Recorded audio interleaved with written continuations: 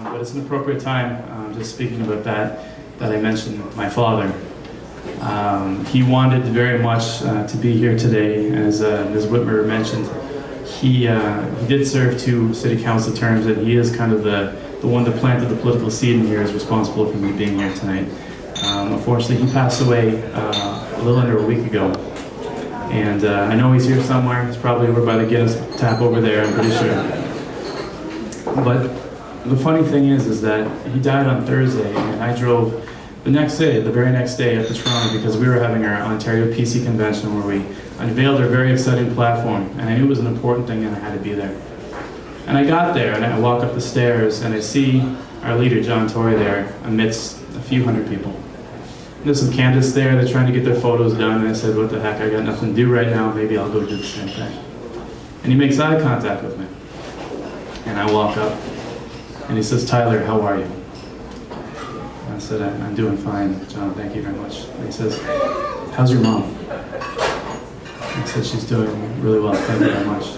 And he says, you don't have to be here right now. This is a man who is hours away from making one of the biggest speeches of his political career as he unveils the platform that we're all campaigning on going into the fall. He's got his body angled off so that the photographer can't start taking a picture because he's attending to something that matters to him. And I say, John, thank you, I appreciate that, I really want to be here. He goes, as long as you know that family is the most important thing. That is leadership.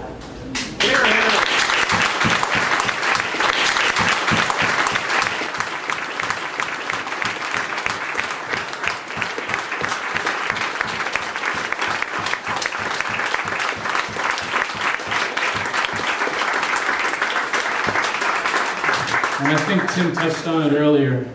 That's the reason why he came over, and that's the reason why I'm running as well, leadership. When we're looking to draw foreign investment in, we need a leader, someone that knows how to bring that in, because it's that money that pays for the services that we all look forward to having that we don't have right now. It's the leadership to make the tough decisions, someone that doesn't dither on this or doesn't lie to you when they make a promise, because knowing John Tory, and I feel like I do, when he says something, he means it. He's not going to go back on it. Leadership matters, and that's what we're campaigning on. And it's going to be a simple decision of whether or not you think Dalton McGuinty has chosen the right path for Ontario. If you feel that you're living that top 1 percentile that you deserve to be having, and I think you'd be hard-pressed to say you are, and that's one thing. If not, John Tory is a viable alternative. Do not listen to some of the campaign tactics that are going to come your way, because that's all part of the game. But get to know John Tory and listen to what he has to say. And I have a feeling that you're going to like, just like Tim and I do, like what he has to say.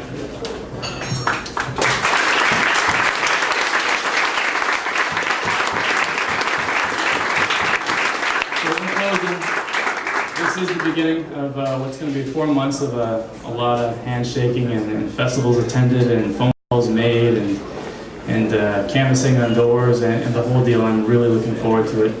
More often than not, I'm meeting people that say, you know what, I used to vote NDP or I used to vote Liberal, but I'm not happy, and I really like what that John Tory guy is all about.